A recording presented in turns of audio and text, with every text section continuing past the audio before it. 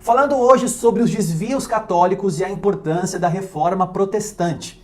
Eu quero te ensinar um pouquinho a diferença que há entre a Igreja Católica e a Igreja Evangélica ou chamada protestante. Na verdade, algumas pessoas acreditam que a maior diferença é a adoração a santos, a devoção a santos, né? A Maria ou a coisas assim. Na verdade, irmãos, a maior diferença entre a Igreja Católica e a Igreja Protestante é na visão com relação à palavra de Deus. Deixa eu explicar melhor para você. Os católicos acreditam que a Igreja está acima da Bíblia e a Bíblia está abaixo da Igreja. Segundo eles, a Bíblia foi criada na Igreja, logo a Igreja tem uma autoridade maior do que a Bíblia. Para os protestantes é inverso, é ao contrário. Não, a Bíblia está acima da Igreja e o que a Bíblia falar será nossa regra de fé e prática, está acima da Igreja. Tem vídeos aqui na internet de alguns padres falando exatamente isso, não estou inventando nada. A Igreja Católica acredita que ela tem uma autoridade maior e final acima das Escrituras. Os protestantes é completamente o contrário. Não, a Bíblia está acima da Igreja. Eu não posso me basear numa instituição ou em pessoas, numa coisa que é falível. Nós cremos que a Bíblia é infalível, então temos que nos reportar a ela. Como argumentos, os católicos vão dizer assim, olha, a Bíblia foi criada na Igreja, a Igreja tem autoridade, veja, quem escreveu a Bíblia foi a própria Igreja, quem catalogou quais são os livros canônicos foi a própria Igreja. Então quem decide é a Igreja e não é a Bíblia. Então há esse argumento que os católicos utilizam para poder dar base à sua tese. E vou dizer assim também, olha, na Bíblia não tem nenhum versículo que diz assim, ó, sola a Escritura, somente a Escritura, que a Escritura é sua regra de fé e prática. Não tem nenhum versículo bíblico que orienta que a Bíblia é a única fonte de autoridade final. Muito pelo contrário, é a Igreja que o Senhor instituiu que recebeu a autoridade e a chave do reino dos céus. Esse é o argumento católico. Só que realmente não existe nenhum versículo bíblico para dizer somente a Escritura, sola a Escritura, não tem nenhum versículo que fala sobre isso. Só que eu não preciso de apenas um versículo quando a Bíblia toda me fala que ela é a coisa mais importante. Então se você pegar lá no Pentateuco, você pegar com Moisés, por exemplo, o Senhor mandou guardar os mandamentos e obedecer à lei de Deus. Logo, a lei era maior do que Moisés. Se você vier um pouquinho para frente nos livros históricos, se você pegar Josué, por exemplo, ele vai dizer assim, Josué, medita na lei dia e noite, não se desvia da lei nem para a direita e nem para a esquerda. Veja, a lei, as escrituras são muito mais importantes do que o próprio Josué que estava à frente do povo. Se você vier um pouquinho mais para frente agora nos Salmos, nos livros poéticos, você vai ver o salmista falando assim, olha, lâmpada para os meus pés é a tua palavra e luz para os meus caminhos. O salmista diz assim ainda, eu escondi a tua palavra no meu coração para não pecar contra ti. Veja como a palavra é muito mais importante do que a nossa própria vida, do que a nossa própria autoridade.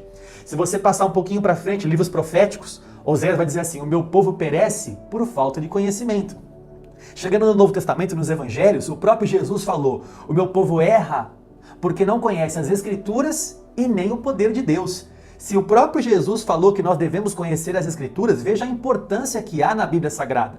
Quando você vem então para as cartas, para as epístolas, o próprio apóstolo Paulo diz assim, olha, não vá além do que já foi pregado para você. Gálatas capítulo 1, versículo 8, não vá além da Bíblia, não podemos ir além do que já foi pregado, de um outro evangelho. Não podemos ir além do que foi exposto a nós pelos próprios apóstolos, pelo próprio Senhor Jesus. E quando você vai lá no finalzinho da Bíblia, lá em Apocalipse, o último versículo diz assim, ó, não acrescente nada e não retire nada a esta profecia. Então veja, sempre foi, a Bíblia inteira mostra que ela é muito mais importante do que a nossa própria autoridade. Eu não posso falar que a igreja tem autoridade maior do que a Bíblia Sagrada. Imagina só, imagina o que aconteceria se uma igreja tivesse uma autoridade maior do que a Bíblia.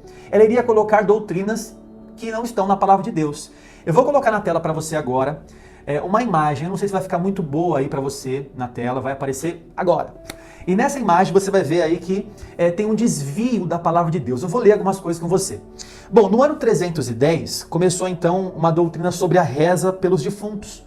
Nessa imagem você vai ver que vai ter a distorção, o desvio da Igreja Católica, e do lado vai ter o versículo que faz a refutação a esse desvio, ou seja, o versículo bíblico que mostra que essa doutrina é equivocada, tá? Tem nessa imagem também, você vai ver aí embaixo, tem a fonte da onde foi retirada essa imagem, tá bom? Então, reza pelos mortos, no ano 310, uso de velas, no ano 320, no ano 375, culto aos santos. Aí você vai dizer assim, então não foi desde o começo? Não, só no ano 375, a Igreja Católica começou a cultuar os santos. né? Coisa que é reprovado pela Bíblia Sagrada. No ano 404, instituição da missa como sacramento perpétuo. No ano 431, culto à Virgem Maria. No ano 500, uso da roupa sacerdotal. 503, doutrina do purgatório, que é uma doutrina que invalida a cruz de Cristo. Porque se eu vou para o purgatório para poder purificar os meus pecados, por que Cristo morreu na cruz por mim então? Se eu mesmo pago o meu pecado. Veja, então está tendo ali o desvio para o catolicismo romano, né? Estamos agora no ano 600. Bonifácio III se declara bispo universal, ou seja, o Papa. 606, obrigação de beijar os pés do Papa. 754, doutrina do poder temporal da Igreja. 783, adoração de imagens e relíquias. Gente, é muito claro isso em Êxodo capítulo 20. Você, irmão da igreja, você católico, vai em Êxodo 20, ali tem os 10 mandamentos. O primeiro mandamento é não fazer escultura, não adorar imagem, não ter outro Deus além do próprio Deus. É muito claro, está nos 10 mandamentos isso. O católico depois vai trazer algum tipo de distorção, não, uma coisa latria, outra coisa dulia, outra coisa hiperdulia, que nenhum católico sabe o que é isso, falando nenhum, generalizando, né? A maioria dos católicos não sabe o que é latria, não. Latria é pecado, mas dulia não é, hiperdulia pode. O que será que é isso? Até nós, professores, pessoas capacitadas, têm dificuldade de entender essa tentativa de ajustar esse erro, né? Que não pode ser, que não pode acontecer. Veja no ano 880, uso da água benta. 890, culto de São José. 993, canonização dos santos. Ou seja, só 900 anos depois, a igreja começou a falar assim, não, agora vamos canonizar os santos também. O que mais? Instituição da festa dos fiéis defuntos, celibato sacerdotal, dogma da infalibilidade da igreja. A igreja é infalível. Não, irmãos, a Bíblia é infalível. A igreja, ela é falha, porque é composta por pecadores, por mim e por qualquer outra pessoa que está assistindo aqui esse vídeo. No ano 1090, invenção do rosário, instituição da Santa Inquisição, vendas das indulgências, né? Você compra, você paga o teu pecado. Diziam aí que tinha uma frase de um papa que falava assim, para cada moeda, ao som de cada moeda que cai nesse gasofilácio, é uma alma que desprega do purgatório. E assim havia uma arrecadação. Você quer perdão de pecados? Tem que pagar a sua indulgência, tem que pagar para perdão de pecados. Veja o absurdo disso tudo, né? Aonde nós estamos agora? No ano 1200. Pão da comunhão substituído pela hóstia. Criada a confissão auricular. Adoração da hóstia. Proibição da leitura da Bíblia no ano 1230. Depois isso foi revogado por outros papas. Mas veja, houve a proibição da leitura da Bíblia. É complicado, né? O uso da campainha na missa. Instituição da reza Ave Maria, que você conhece muito bem, foi só no ano 1316. Jesus não fazia isso, os discípulos não faziam isso, a igreja primitiva não fazia isso. Isso foi criado pela igreja católica, não tem na Bíblia isso. 1415, eliminação do vinho da comunhão. E aí você vai ver aí na sua tela, nessa imagem, dia 31 de outubro de 1517. O que aconteceu nessa data? Aconteceu a Reforma Protestante, ou pelo menos já vinha acontecendo pelos pré-reformadores. E com Martinho Lutero, essa data ficou a marca, né? Porque ele pregou nesse dia, na porta do castelo de Wittenberg, as 95 teses contra a Igreja Católica Apostólica Romana. Martinho Lutero é visto como um rebelde para algumas pessoas, mas na verdade ele é um reformador. Ele não queria dividir, protestar, acabar com a igreja. Ele queria fazer a igreja voltar à Bíblia. Se você vê na imagem aí, no ano 1517, a igreja quer voltar para o centro da Bíblia e não continuar desviando a Bíblia, mas voltar à Bíblia. Por isso vem sola Scriptura, somente a Escritura. Veja como é importante também você participar da Semana da Bíblia, né, que nós vamos fazer, para você estudar a Bíblia e você entender o que a Bíblia fala para nós fazermos. Então, nesse dia, Lutero prega as 95 teses contra as indulgências, contra esses desvios católicos. Olha, isso aqui não está na Bíblia. Vamos nos voltar à Bíblia Sagrada. A igreja não pode ser maior do que a Bíblia. Essa é a maior diferença. Então, ali há um rompimento e agora nasce a igreja protestante. A igreja que quer se basear apenas na Bíblia e não nos dogmas da igreja. E aí continua, no ano 1546, agora no movimento contra a reforma, em 1546 acontece o Concílio de Trento. Nesses concílios e nessa época, eles têm que dar base. Agora Martinho Lutero prova, não está na Bíblia. Como que uma igreja vai contra a Bíblia? Se a Bíblia é a palavra de Deus, como que uma igreja vai contra a Bíblia? Então tem que inserir na Bíblia algumas coisas para dar base àquilo que eu estou falando. É sempre assim, irmãos. Se o que eu falo não condiz com a Bíblia Sagrada, eu tenho dois caminhos. Ou eu mudo o que eu falo para se enquadrar com as Escrituras, ou eu mudo as Escrituras para se enquadrar com o que eu falo. Então, no Concílio de Trento, olha, a tradição foi equiparada à Bíblia, tá aí na sua tela, e a introdução dos livros apócrifos, porque no livro de Macabeus, por exemplo, dá a entender ali uma oração aos mortos. né? Dá a entender ali o purgatório. Então, para colocar algumas coisas, eu tenho que inserir outros livros para poder dar base ao que eu estou falando, né? Eu tenho que colocar Tobias para dar base a alguns rituais que eu faço durante a missa. Então, tem que estar lá com Tobias também alguns rituais.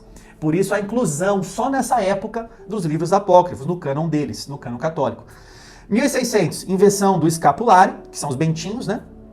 1854, a Imaculada Conceição de Maria, quer dizer, Maria foi concebida imaculada, sem pecado. Maria não teve pecado, Maria não era pecadora. Maria não era pecadora, ela mesmo falou e chamou Jesus de meu Salvador. Eu só preciso de um Salvador que vai salvar eu dos meus pecados se eu tiver pecado. Ela nasceu como qualquer outra pessoa, mas a Igreja Católica queria o seguinte, não. Ela nasceu sem pecado, ela nasceu imaculada. A concepção dela foi imaculada, sem pecado nenhum. Né? Mas espera aí, mas o único sem pecado é o próprio Senhor Jesus, e não Maria. Maria é pecadora. Mas não, isso quando que aconteceu? Isso em 1854. Só 19 séculos depois, quase, é que a Igreja Católica colocou, não, agora tem que ser assim, agora tem que falar que ela é dessa forma. Depois, 1870, infalibilidade papal. Infalibilidade papal. O Papa não tem falhas, ele é o vicário de Cristo, ele faz as vezes de Cristo. Interessante isso, né? Depois só o casamento religioso é válido, e agora em 1950, há 70 anos atrás, que veio a ascensão de Maria, ou seja, Maria foi assunta ao céu. Aí você diz assim, Maria foi assunta ao céu, igual Jesus? É igual Jesus. Mas onde está isso na Bíblia? Não está na Bíblia, a igreja está falando. E quando a igreja fala, a igreja é maior do que a Bíblia. A Bíblia não fala que Maria foi assunta ao céu, mas a igreja aprova que ela foi assunta ao céu, assim como Jesus. E que ela nasceu sem pecado. A Bíblia não fala que ela nasceu sem pecado. Mas a igreja é maior do que a Bíblia. Então a igreja fala que ela nasceu sem pecado. Veja, irmãos, a diferença que há entre a igreja evangélica e a igreja católica. Eu não quero de maneira nenhuma aqui denegrir a imagem de católicos, ou falar coisas assim. Eu amo os católicos, tenho muitos amigos católicos, tenho alunos católicos na nossa faculdade, um monte de alunos católicos, né, que fazem curso com a gente. Mas eu estou mostrando aqui a diferença entre o catolicismo e o protestantismo. E por que os protestantes entendem que os católicos se desviaram da Bíblia? Para os católicos não tem desvio. A igreja é maior do que a Bíblia. Então não há desvio nenhum. Eu espero que você tenha aprendido um pouco aqui, né, com esse vídeo, um pouco sobre Reforma Protestante, 31 de outubro. Eu peço que você compartilhe esse vídeo com toda a sua rede e, olha, convide um amigo para participar da Semana da Bíblia. Que semana incrível vai ser. 4 aulas gratuitas para você aprender mais sobre a Palavra de Deus. As lives serão de noite, às 22 horas, às 10 horas da noite. Então dá para praticamente todo mundo participar, ficar ao vivo comigo, vai ter perguntas e respostas. Vai ser uma semana para nos voltarmos à Palavra de Deus, de 11 a 14 de novembro, e eu espero você lá na Semana da Bíblia, tá bom? Deus abençoe você e a sua casa, e se você quer estudar, tem um lugar.